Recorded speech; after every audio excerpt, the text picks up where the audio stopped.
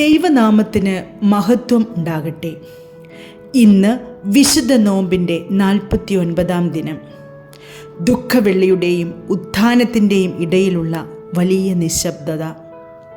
ഇന്ന് നമ്മുടെ ചിന്തയ്ക്ക് ആധാരമായി എടുത്തിട്ടുള്ള വേദഭാഗം വിശുദ്ധ മത്തായി എഴുതിയ സുവിശേഷം 27-ാം അധ്യായം അതിൻ്റെ 62 മുതൽ 66 വരെയുള്ള വാക്യങ്ങൾ. കുറിവാക്യമായി 66-ാം വാക്യം. അവർ ചെന്നു കല്ലിന് മുദ്ര വെച്ചു, കാവൽക്കൂട്ടത്തെ നിർത്തി കല്ലറ ഉറപ്പാക്കി. ഇംഗ്ലീഷിൽ ഇങ്ങനെയൊരു ചൊല്ലുണ്ട്: it's always darkest before dawn. Even in the worst circumstances there is hope, and so we must not give up. ഇന്ന് നാം എടുത്തിരിക്കുന്ന ചിന്താവിഷയം നിരാശയിൽ പ്രത്യാശ, ഹോപ്പ് ഇൻ ഡെസ്പെയർ എന്നുള്ളതാണ്. 3 ചെറിയ ചിന്തകളാണ് ഒരുമിച്ച് ധ്യാനിക്കുവാൻ ആഗ്രഹിക്കുന്നത്. 1. ദുഃഖവെള്ളിയുടെ നിരാശ. യേശുവിൻ്റെ ക്രൂശീകരണത്തിന് ശേഷം ശരീരം കല്ലറയിൽ വച്ച് നിരാശയോടെ വിഷാദത്തോടെ ആയിരിക്കുന്ന ശിഷ്യഗണങ്ങൾ.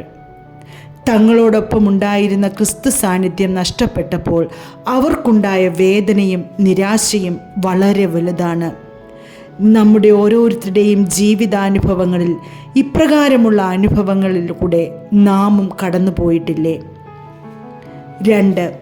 കല്ലറയുടെ സുരക്ഷ. യേശു ജീവിച്ചിരുന്നപ്പോൾ 3 നാൾ കഴിഞ്ഞിട്ട് ഞാൻ ഉയർത്തെഴുന്നേൽക്കുമെന്ന് പറഞ്ഞ പ്രകാരം ഓർമ്മ വന്ന മഹാപുരോഹിതന്മാരും പരീശന്മാരും പീലാത്തോസിൻ്റെ അടുക്കൽ വന്ന് കല്ലറയ്ക്ക് സുരക്ഷ ഏർപ്പെടുത്തണമെന്ന് ആവശ്യപ്പെടുന്നു.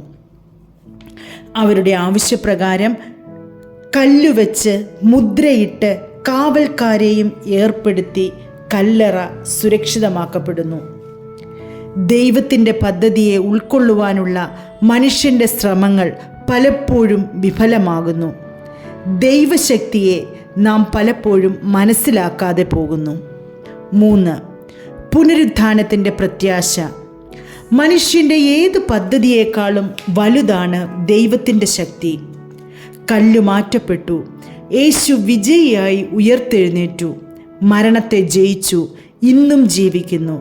നമ്മുടെ നിരാശകളെയും സങ്കടങ്ങളെയും മാറ്റി പ്രത്യാശയുടെ പുലരി ദൈവം നമുക്ക് സമ്മാനിക്കും.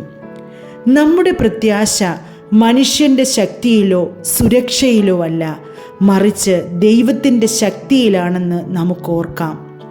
ആ പ്രത്യാശയിൽ നമുക്ക് ഉറച്ചു നിൽക്കാം. അത് നമ്മുടെ ചുറ്റുമുള്ളവരുമായി പങ്കിടാം.